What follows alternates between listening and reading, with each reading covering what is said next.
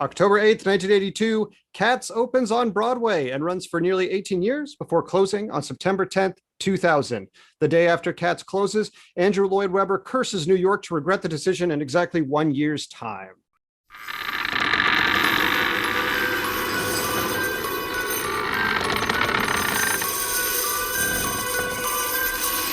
Scary monster.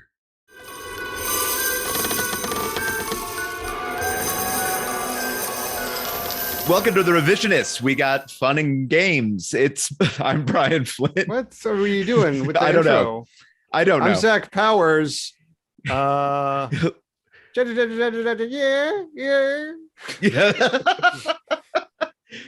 I was going for Halloween themed.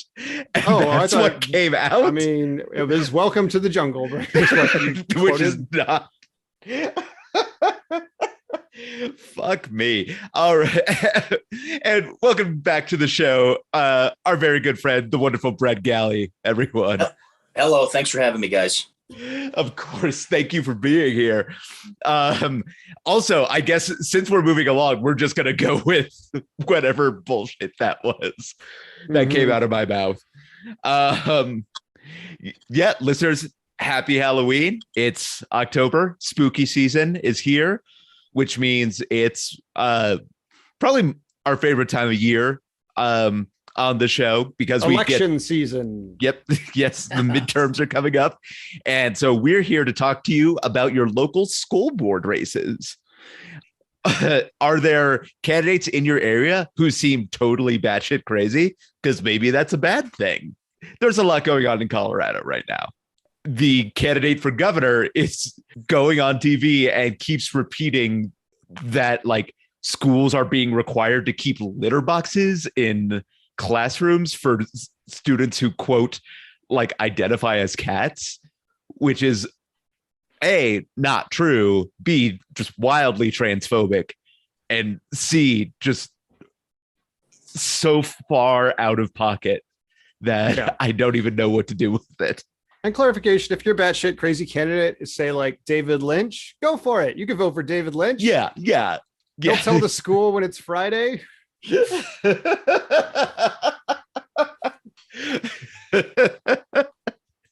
Oh, man.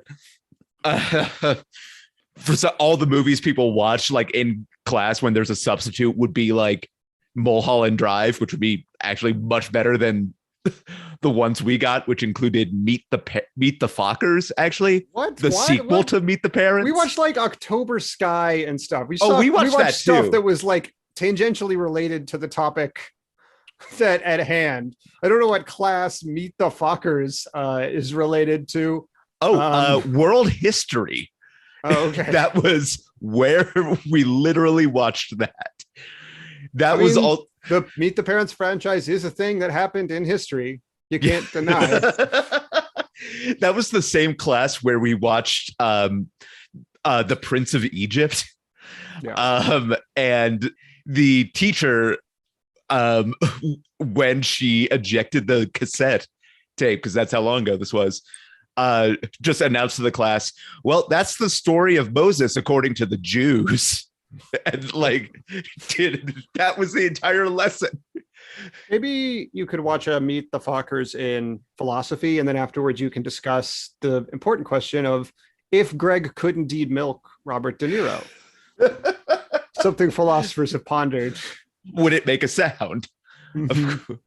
Which, and listeners, if you're anything like me, you're imagining the sounds Oscar-winning actor Robert De Niro would make when he was being milked by Ben Stiller. So, happy Halloween, I guess. If you're new to the show, this is a comedy history podcast. And it's not particularly high in either of those two things, but nominally that's what it is. Basically, the premise here is we're going to talk about a person or event from history. In this case, it's going to be something spooky, scary, altogether terrifying and kooky ooky. And then one person will give a true or as true as we can get based on historical evidence and Wikipedia account of what the story was with that person or event. or in this case, people. And another person will give an alternate version of that story, which could be whatever they feel like they want it to be. In this case, maybe it'll be something horrifying, and then we'll go ahead and determine which is the true story going forward.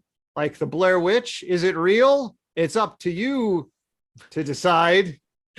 Halloween. Last time we talked about anti-fascists. I don't remember specifically who last time.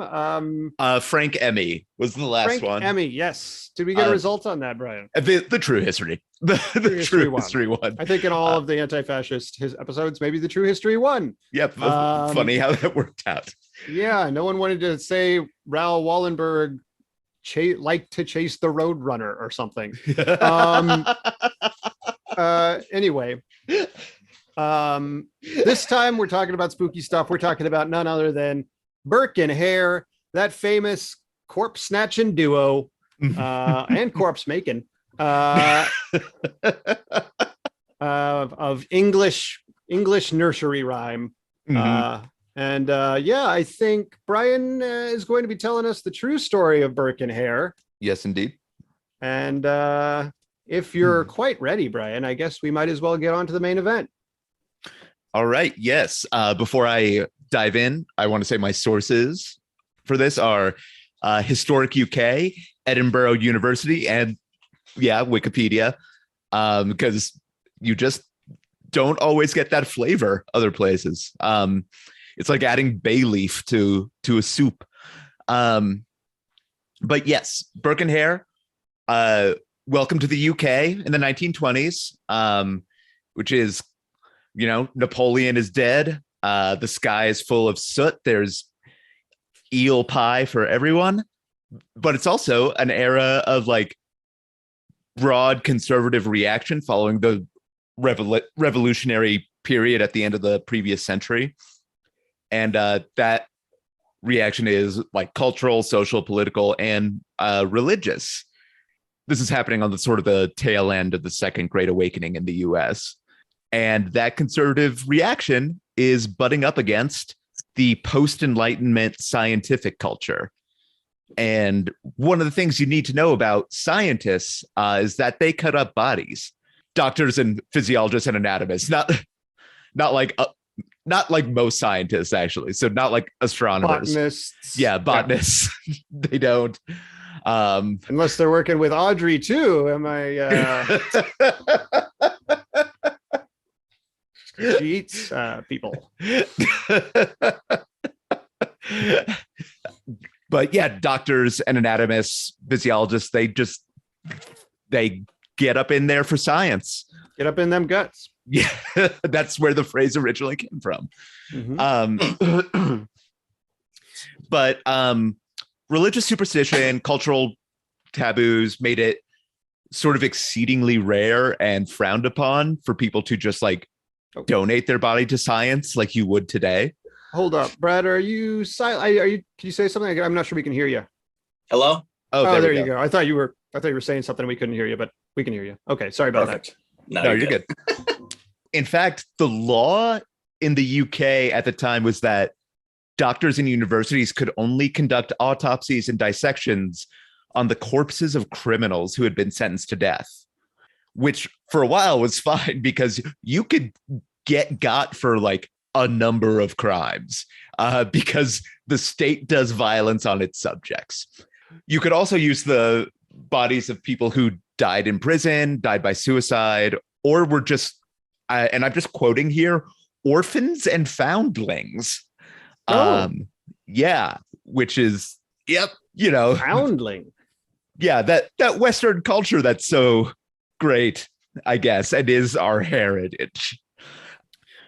But then in 1823, Parliament passes a law which greatly reduces the number of crimes which carry a possible death sentence in the UK, down to like murder, treason, other like UK eating beans like a normal goddamn person. Yeah. Disrespecting Paddington, missing Doctor Who. Yeah. Saying it's not that sad that a 96-year-old rich woman died. Yeah, like Yeah. Mhm. don't get it twisted. This is a very good law, but it did have a side effect, which it basically cockblocked science. I'm so sorry I said that. Like, basically, by limiting the number of people being executed for bullshit, it meant also that anatomists and doctors had fewer bodies to dissect and learn about.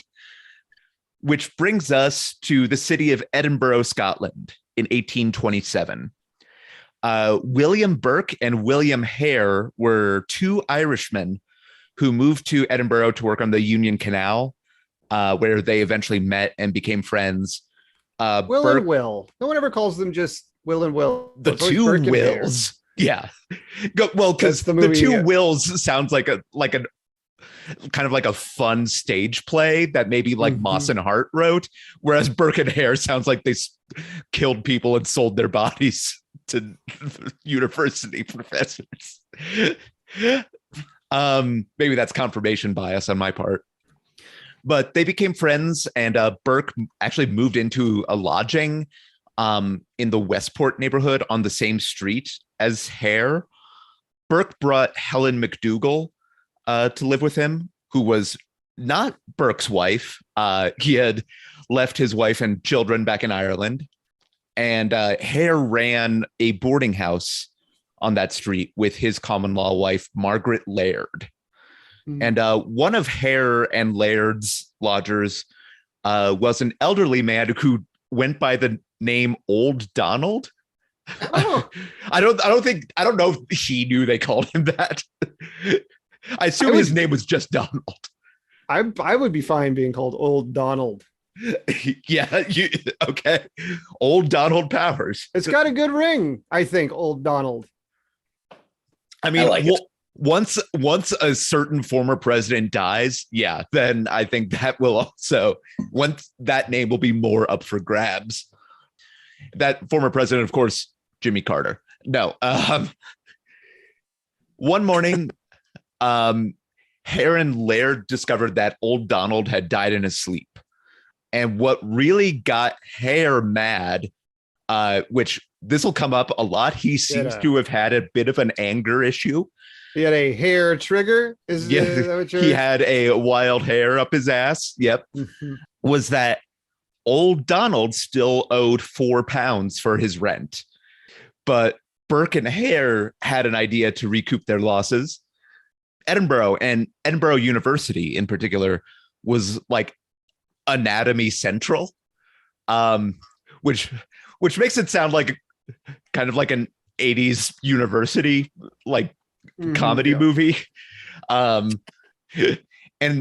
it became like sort of fairly well known about town that, hey, if you maybe took a corpse from its grave, one of the professors at the university would buy it, no questions asked, with like the unspoken implication being like, as long as you don't murder the person yourself, because that would be bad. And so there were actually a lot of what were called resurrection men or resurrectionists who robbed That's a graves. working title for this show. Yeah. That is actually our spin-off show where we channel the dead. Mhm.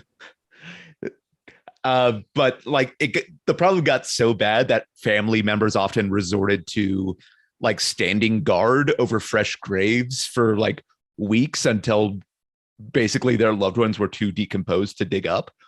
They built like elaborate cages over graves to protect the dead.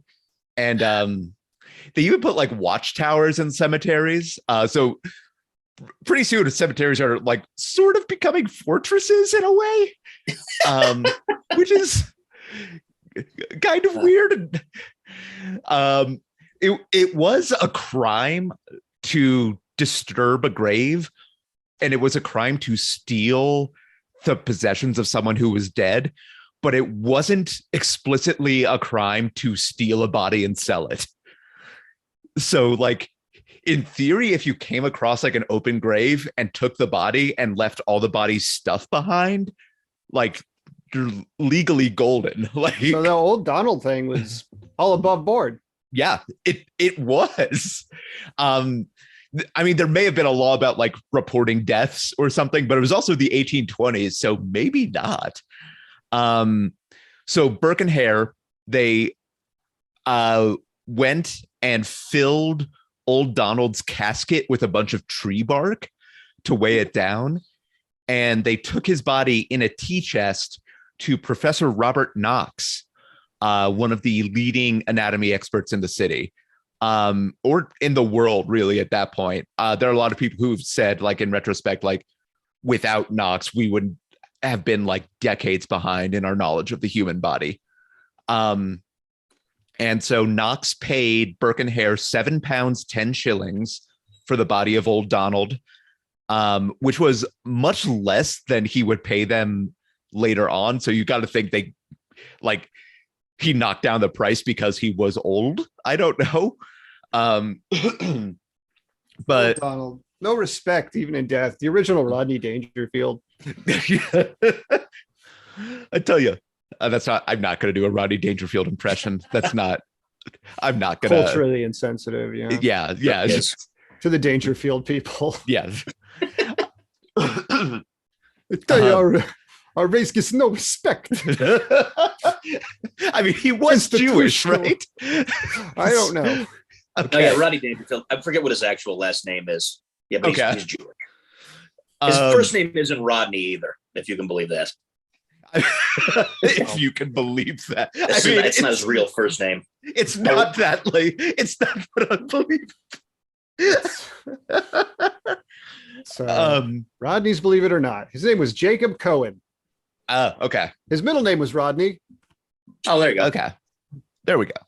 But, you know, £7 10 shillings cash money, baby. And as Burke and Hare are leaving, one of Knox's assistants told them that the anatomist, quote, would be glad to see them again when they had another to dispose of. You know, how it is in Victorian England, in Edinburgh, Scotland, I guess. It's just, you know, bodies turn up like pennies. Yeah. The air is probably like solid with all the smoke in it. So it's not that healthy of a place to live. I also got to think that given like everything that followed, that guy was probably like, I could have rephrased that. Yeah. That.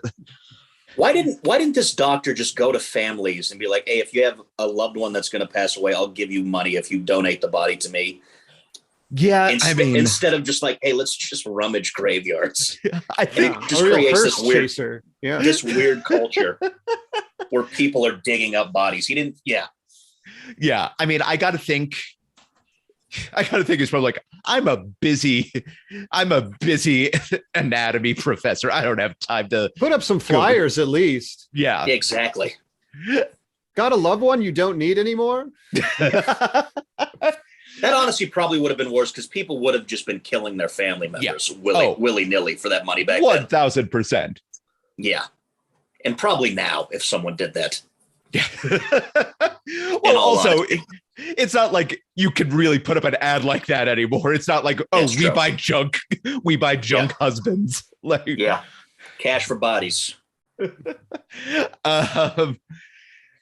So there's no like definitive timeline as to 1-800 cash for corpse. 1-800 cash for corpse.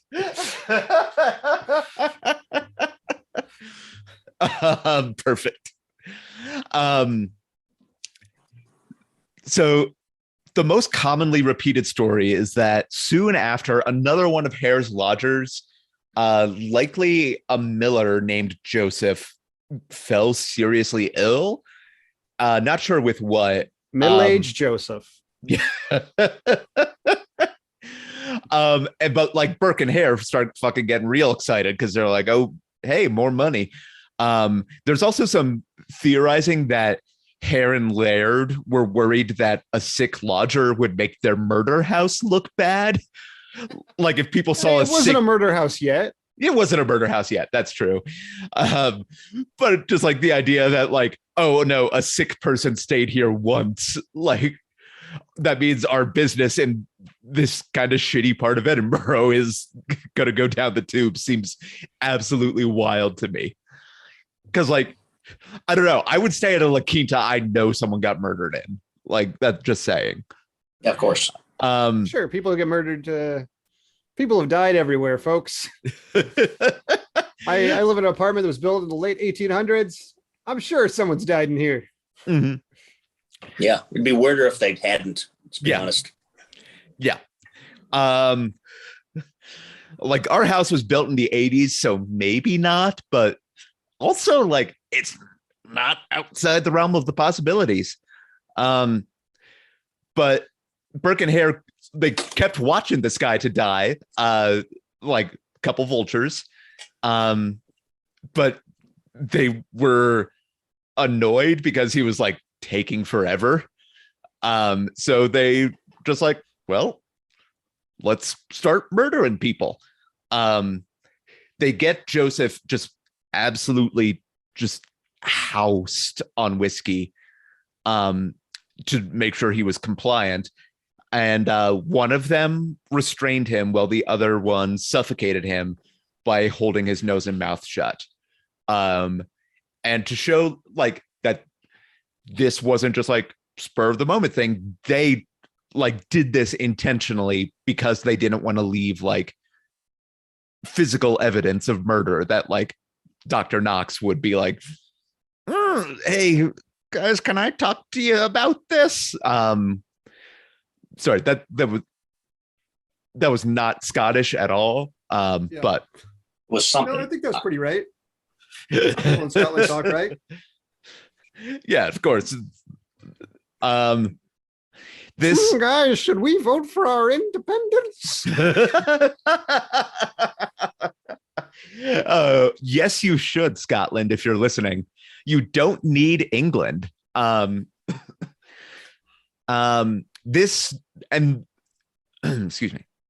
This drinking restraint suffocation method would later become known as burking, which sounds very much like something a frat would do. But so after making like a pretty tidy profit on Joseph, like Knox bought his body for 10 pounds, I believe.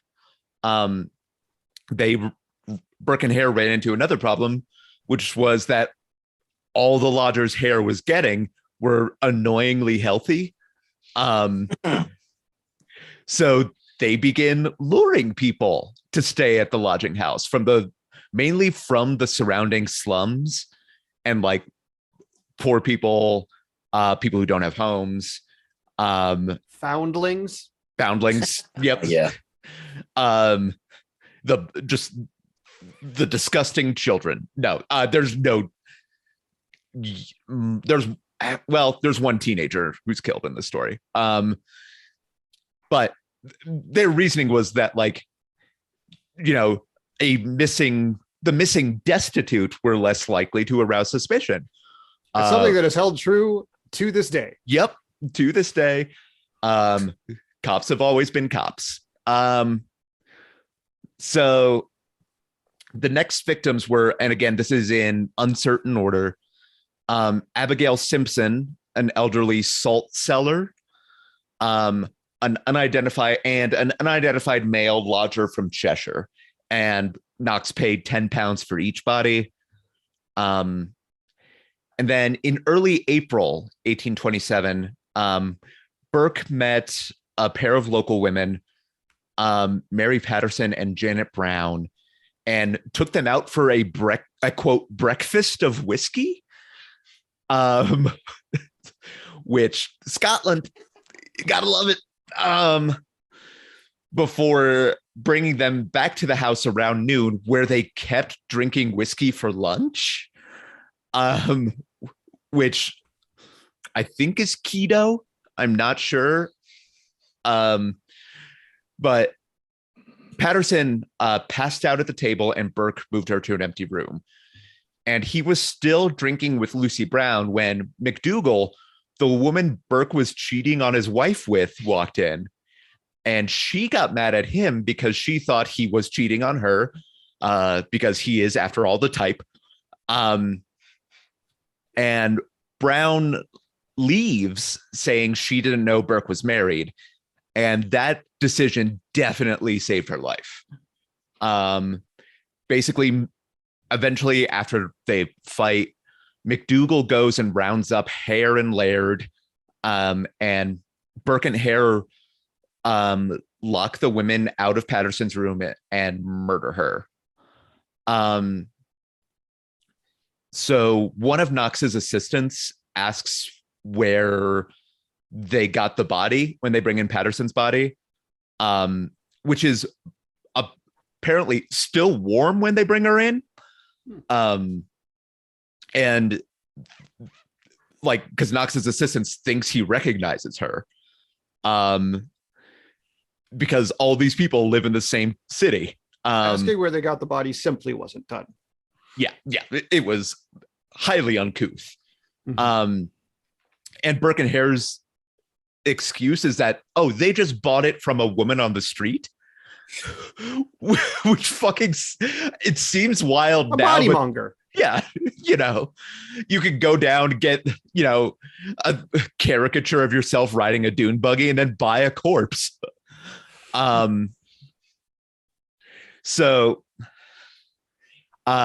And Knox is apparently delighted by the freshness and pays £8 for the body and stores it in whiskey for 3 months before dissecting her. What the fuck? Yeah. Was that common practice? It seems like it. It seems like also, eventually it gets to the point, and this will come up in a little bit also, where there's a whole queue of bodies to be dissected by Knox. And so he has them in order. So I think some of that is probably for preservation. Yeah. Because if you're doing this in class, it'll probably be over the course of several days. Yeah.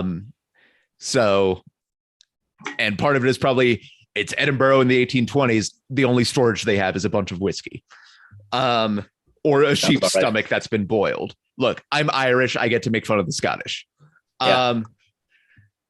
So Lucy Brown later goes looking for her friend, but is told that her friend ran off to Glasgow with a traveling salesman. Sorry.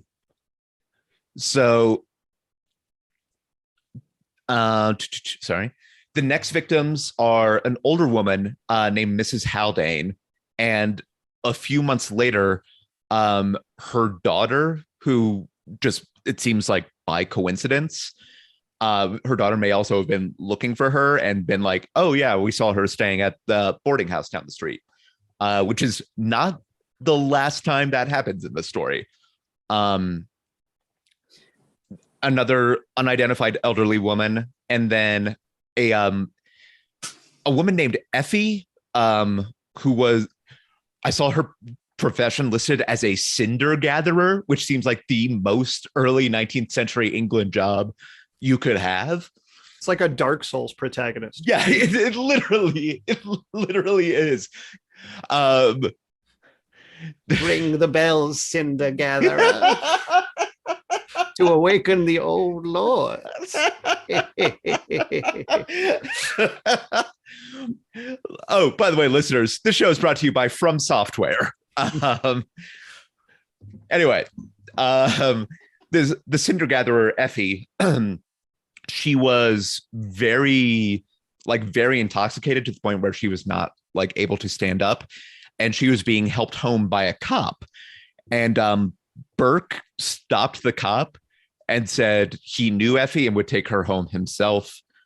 And so he took her to the lodging house, and she was murdered in the same manner.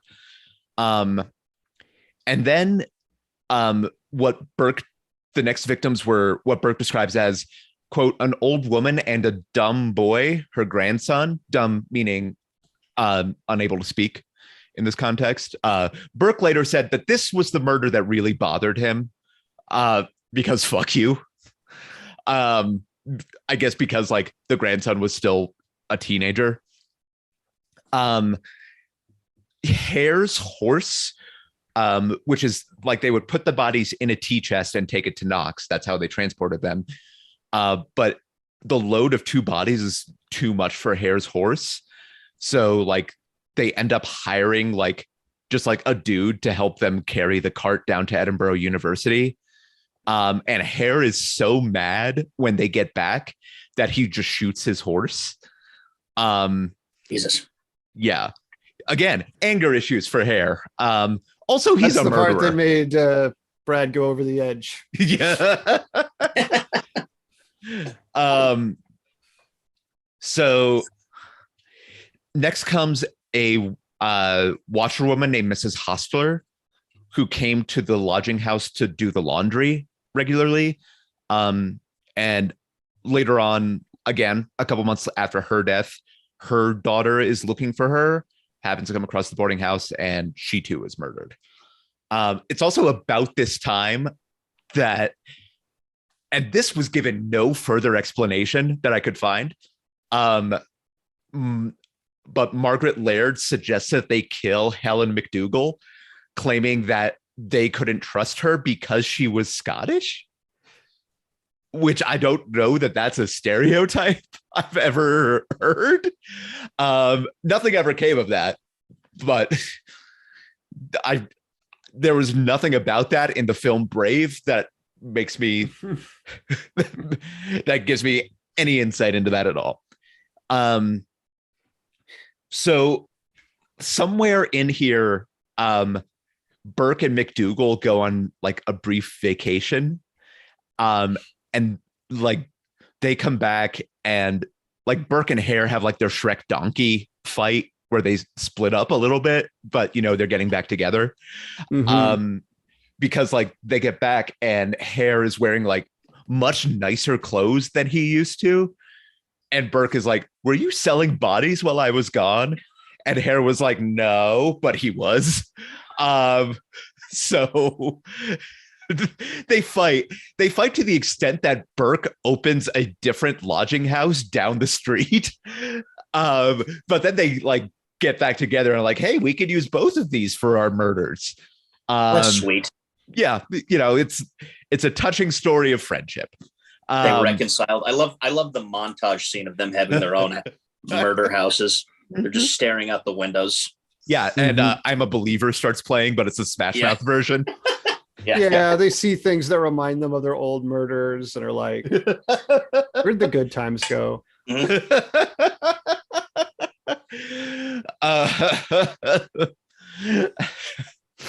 Anyway, like they see a sign, missing person, old Donald. Yeah, back before the money and the fame ruined them. So the next victim was a well-known beggar in Edinburgh named James Wilson, who he had some disabilities that were like that made him pretty recognizable, especially like in his feet. And so they lured him in and, you know, went through the routine. They gave him whiskey, but Wilson did not like drinking all that much. He was more into like taking snuff, which is, listeners, if you don't know, it's just like snorting tobacco. It's absolutely wild. I've done like, it was like virgin snuff, basically. I think it was just cinnamon at that point. I don't know. It may have been a weird, like, Denver version of the cinnamon challenge, now that I think of it. Anyway, so still, like, so he's not getting as drunk as they usually get people. So he actually is fighting back much harder than usual.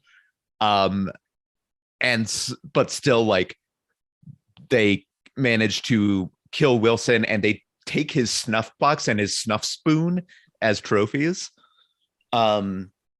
which they don't typically do, especially since they're like murder for profit people and not like murder for compulsion people. But Dr. Knox presents the body of James Wilson to his students, and a few of them recognized him because they just saw him around town. Knox dismissed the claims that the body was the body of anyone they knew. But then word started getting around town that Wilson was missing. And so Knox jumped him ahead in the dissection queue and removed his head and feet before presenting him to the class. So you get the sense that he knew something was up. So Burke and Hare's final victim was an Irish woman named Margaret Docherty. Burke lured her in by claiming that his mother was a Docherty from the same part of Ireland, which is the way to get an Irish person to talk to you at length, is just being like, oh yeah, I have family. Yeah, we are probably related. Hare, though, had other guests at the time. A couple named Anne and James Gray. And they went up to the Grays and were like, hey, we found this woman who's a relative. We'll pay you to stay somewhere else for the night so we can have some family time. Yeah, we need to complain about Protestants. Yeah, exactly. I would pay not a lot of money to complain about Protestants, but I'd pay some. Enough to get like a Costco hot dog, maybe.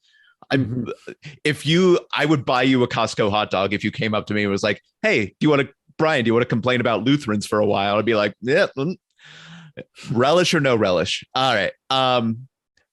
So they pay the Grays to stay elsewhere for the night. The Grays returned at one point for some clothes they had left behind, and they saw everyone. They were drunk and dancing.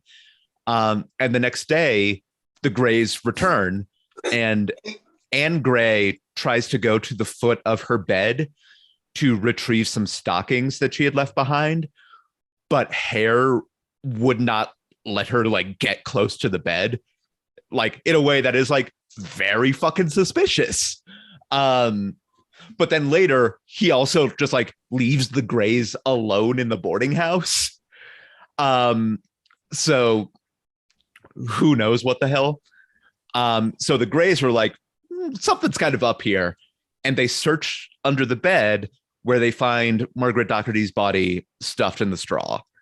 So the Grays confront Margaret Laird, who's the first person to return. And Margaret Laird offers to pay them £10 not to tell anyone. But the Grays report it to the police because it's the whole body. And Burke, Hare, Laird, and McDougall were all arrested, though not before Burke and Hare were able to sell Docherty's body to Robert Knox. James Gray went and identified Docherty's body in Knox's possession. And Janet Brown identified clothing that belonged to Patterson that I guess Burke and Hare tried to get rid of. But since Burke and Hare sold Docherty's body before they were arrested, there was not that much hard evidence to prosecute everyone. I can't remember if it's solicitor or barrister, whatever the fucking prosecutor is in the UK. They offer Hare a deal, total immunity in exchange for his testimony, which he takes. So Knox is arrested. Burke is sentenced to death. Laird and McDougall's charges are dropped. It seems like Burke and Hare did just enough to keep Laird and McDougall from being implicated, or it seems maybe Hare just only put Burke in because he already took immunity. So fuck it. Nevertheless, Laird and McDougall go free. Knox is clear on the grounds that it couldn't be proven that he had knowledge of the murders. Though he's basically hounded out of town and out of the medical profession. And he eventually moves to London to try to rebuild his career. So Burke is sentenced to death, and he's scheduled to be hung on January 28th, 1829 in Edinburgh Town Square. And it's a huge event. About 25,000 people turn out to watch the execution. Jesus. There are like basically like apartment buildings that have like very good views of where he's going to be hung, and like families are like selling tickets basically. Yeah, and concessions, and there's obviously a corpse buying station. Mm-hmm. And then it turns out that like a week later that fucking Kendrick Lamar is doing a date there, so it's a pretty good. This is the invention of the Pepsi Center basically. Anyway, so Burke is executed, and his body is donated to another anatomist at Edinburgh University, where his skeleton is still on display. Actually, after being dissected, skeleton is on display along with a notebook they made out of his skin. Cool. Yeah. They showed him. Yeah, which is, I saw some people say it was a notebook. I saw some people say it was an address book. Others that it was like a day planner. All of this, ignoring the fact that it's made out of human skin. Like it doesn't fucking matter if it's a journal or a diary. It's a dude book. Anyway, after the trial, Hare disappears basically. He's released from prison and he's sent in disguise to the town of Dumfries, where he's recognized and nearly killed by an angry mob. And the police help him escape, and they escort him down south, and they send him over the line into England, where history loses track of him. But that's the actual story of Burke and Hare, murderers, which actually I should say one of the, I didn't end up using it for a source. No, I did actually. The Historic UK site, the heading of the site was Burke and Hare, criminal Irishmen, which I thought was kind of fucked, but technically accurate. Oh, definitely. Yeah. Jesus. But that's the actual history of Burke and Hare.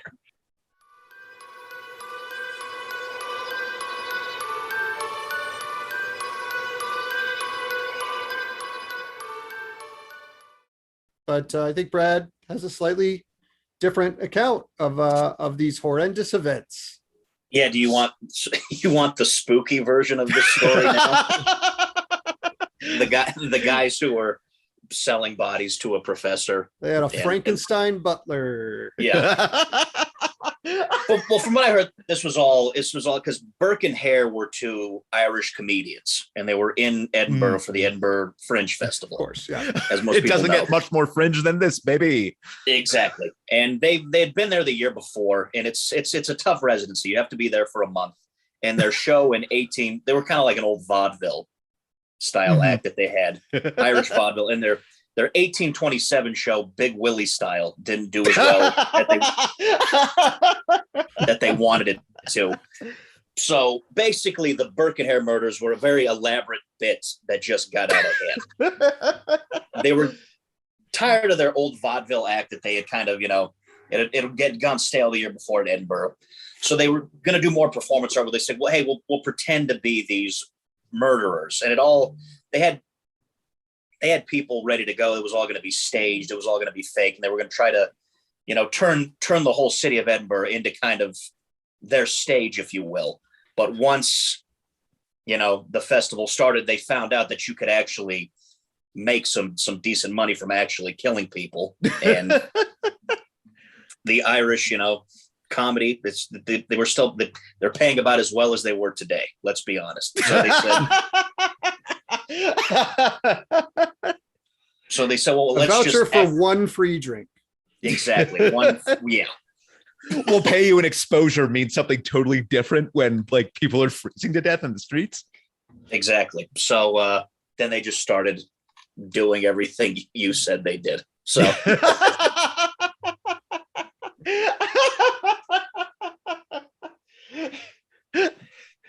it's a goof. Yeah, it started out as a goof, Yeah, who's on first? It was a notebook they made out of his skin because he was a comedian. That's why. Oh yeah. Yeah, that's where you get moleskin from. Exactly. Every Moleskine book every new comedian buys is actually, it has a little bit of the skin of William Burke in it. It does. Hare Yeah, exactly. Hare went back to doing stand-up, and he used that little notebook on stage to be like, what else? What else? What else? Yeah,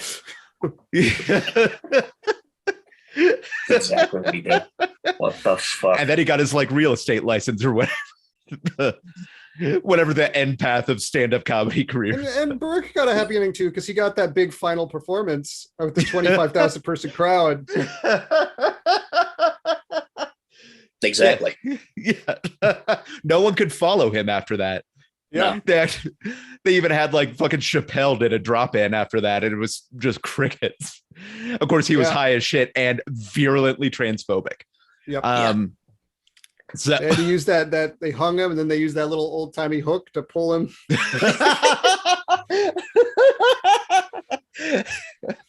They were doing Gong Show. Yeah, they had the clown from the Apollo. Just ignoring his light, to be fair. Exactly. Yeah. Beautiful. It's like, I've got to get off on this, and then they kick out the stool from under him. Jesus. Which had a little water bottle on it. Listeners, if you've ever been to a stand-up comedy show, you know what we're... He had another stool on top of the one that he was standing on that he was humping. You don't really see that much anymore. That was a big thing though for a while. Comedians that would hump the stool. Yeah, it wasn't even related to the jokes. They'd just be talking about, politics or something, and just be going hog wild on a 3-legged stool. Yeah, exactly. And they did. That, when they were a comedy duo, that's when they went by Willie and Willie. Yeah. Exactly. Also, I'm just picturing like the executioner, like trying to vamp because he notices they're dropping checks right before he was about to hang Burke. Anyway, Brad, thank you. No, thank you. I had never heard about this before. That was very. Oh, really? Oh, that was very. I did not know about any of that. So it was very informative for me. It's crazy. There's a little poem they have. Yeah, I forgot. I was just looking that up. See if I can find it. Burke Hare. Why do you have it on the Daily Kos? I don't know. That's weird. It goes, try to imagine then already the girls playing jump rope, keeping time by chanting the Scottish ditty. I don't think that's part of it. Up the close and down the stair, in the house with Burke and Hare. Burke's the butcher, Hare's the thief, knocks the man who buys the beef. Burke and Hare, they were a pair, killed a wife and did not care. They put her in a box and sent her off to Dr. Knox. Burke's the butcher, Hare's the thief, knocks the yin that buys the beef. Pretty good. Also, Zach, I knew when I was researching this that I was hoping you would break out the Scottish accent because you're the one who's capable of it. And you did not disappoint. That's the little poem about Burke and Hare. There's a movie where Simon Pegg plays one of them. Yeah. Really? It's not very good. Interesting. Yeah, okay. Which is a bummer. Damn it. But yeah, I'm trying to remember. Anyway, where the fuck was it? Listeners, before we move on to Judgment, I just want to say that, you can always leave us a comment, which is crazy helpful for this podcast in this workaday world. It gets more butts into seats, written reviews, especially on your podcast service of choice. Just leave 5 stars and write a nursery rhyme about your favorite murderer.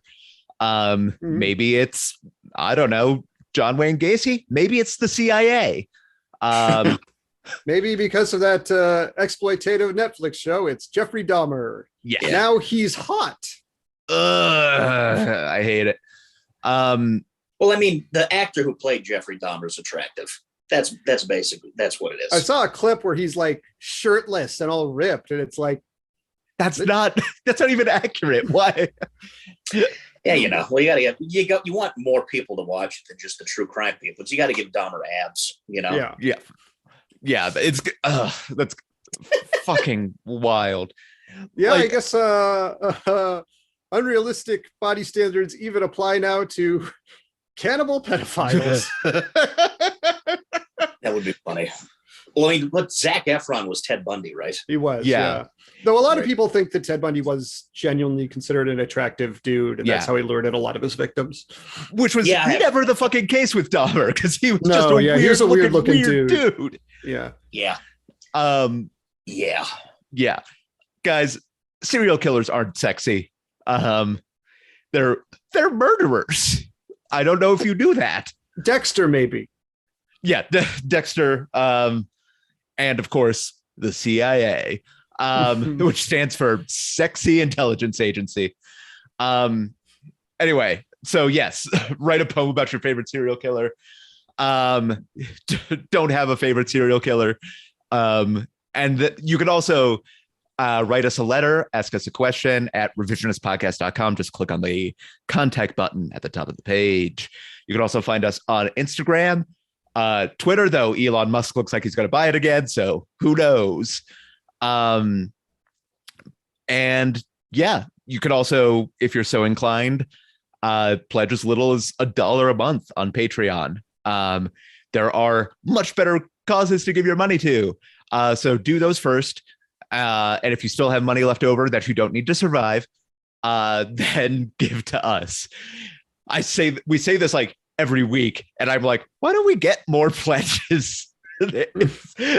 I'm constantly like negging us. I don't know. Anyway, still it applies. Brad, you have a whole slew of shows coming up. I do. Main thing I want to promote is every Thursday in Denver, Colorado, Katie Bowman and myself run High Comedy at Sushi High on 32nd Avenue. It's every Thursday at 7:30 at Sushi High. It's a fun show, great room. It's a great little spot with good sushi. Come check that out. And then the weekend of October 15th and 16th, I'm going to be at the Denver Comedy Lounge. So I'll be Hell yeah. 2 shows at Friday, 3 shows at Saturday. So Awesome. I'll be there. Go buy tickets to that. Sushi High is like, it's a great show. And it's also like, if you go to a comedy club, don't order sushi, for the love of God. Like if you can't avoid it, you can actually eat good sushi and watch comedy, which is like. Exactly. And there is, you've had Katie on this podcast, right? Oh yeah. Yeah. I don't know if she's mentioned this, but there is a body in the wall in the basement at Sushi High. She has not mentioned that. I would. She loves that story because apparently that building, it used to be a furniture store like 50, 60 years ago. And the woman that's buried in the wall is the wife of the guy who owned the store. So there's a lot of mystery surrounding what actually happened to her. Like they don't know if she died of natural. They don't know if she died of natural causes or if she was sick or if he killed his wife. And I mean, I have a hunch if she's buried in the fucking walls. Like, yeah, but what's really kind of what tragic is they can't exhume the body because it would ruin the foundation of the Chipotle that's above it. It's a load. God. It's a load-bearing body. It's a load-bearing body. God. And you can totally next time if you're ever down there, because we had that show's been going there since 2014. It's been ran by different people. And I've been down there so many times. But when we took over the show at the beginning of this year, the owner like pointed it out, and you can clearly see where there's like the cutout in the wall. It's very creepy. Okay. And just to think about how many times. So I don't know if that's going to deter people from going there. Maybe it'll bring in more people. Yeah. But it'll definitely, I hope that like if a comedian ever like bombs there, they're just like, wasn't me. Yeah. It's just the body in the wall. Exactly. So maybe that's something you guys can do that on the next revision is what happened to that woman. Yeah, we'll do some investigative journalism. Yeah, exactly. We'll do a serial style deep dive. Exactly. Zach, you co-host the Movie Trap podcast. Yeah, it's a film podcast. You know, everybody's got to have a fucking film podcast.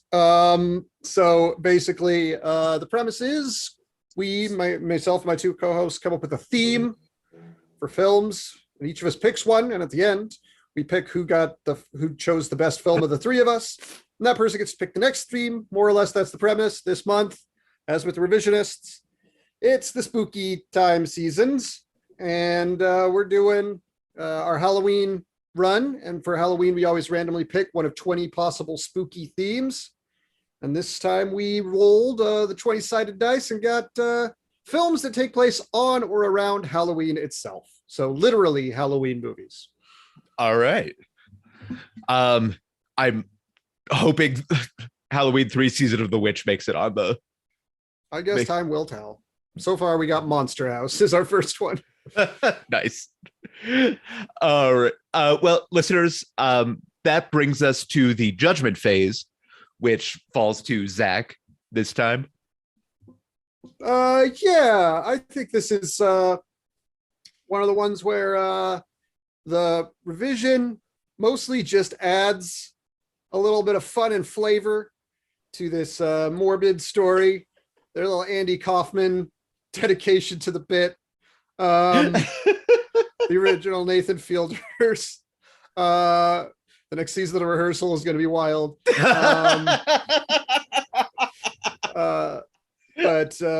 Yeah. So I think I'm going to go with the alternate on this. And also, you know, we haven't been able to pick the alternate recently. Yeah. So let's get back. It's time we get a good alternate pick again. It's hard to pick the alternate for the anti-fascists who are fighting Nazis and often tragically killed in that process. Yeah, I'm so excited to be talking about ghouls and goblins. Listeners, well, voting is now open on Patreon as you're listening to this, and check for results next Wednesday on our Instagram story. But that will do it for this episode. Brad, thank you so much for joining us. Thanks for having me, guys. Zach, thank you as always. Fun. Yeah, boo. Oh yeah, we usually come up with like Halloween names. Yeah. Forgot to come up with the Halloween names. I'm crying Flynn. I'm homicide powers. And I mean, there's lots of adjectives. Birds galley. Nope. You're homicide. What were you again, Brian? Crying Flynn. Crying Flynn. Because that's my fear powers. response, but that might be getting too deep. Brad Galley of a haunted ship. Brad Gallows. Brad Gallows. Perfect. There we go. Yep. Got it. Oh, we're free. Okay. All right. Have a spooky time, everyone. Yep. Enjoy our spooky seasonal theme.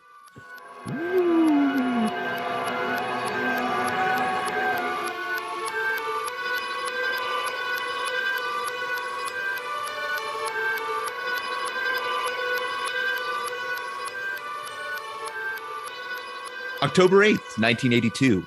Cats opens on Broadway, where it would run until September 10th, 2000, meaning New York got one good year. October 8th, 1967. Insurgent leader Che Guevara and his soldiers are captured in Bolivia, but you can capture them today on posters, black felt, and bongs at your local Spencer's Gifts. And last one, October 8th, 2001.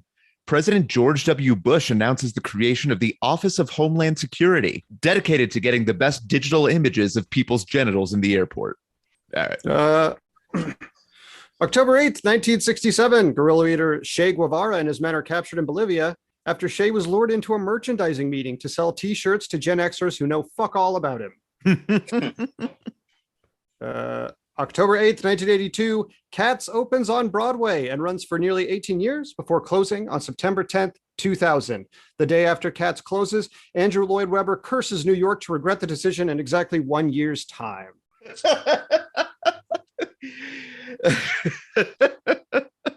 Perfect. Oh man. Okay. Okay. Start collecting myself. All right.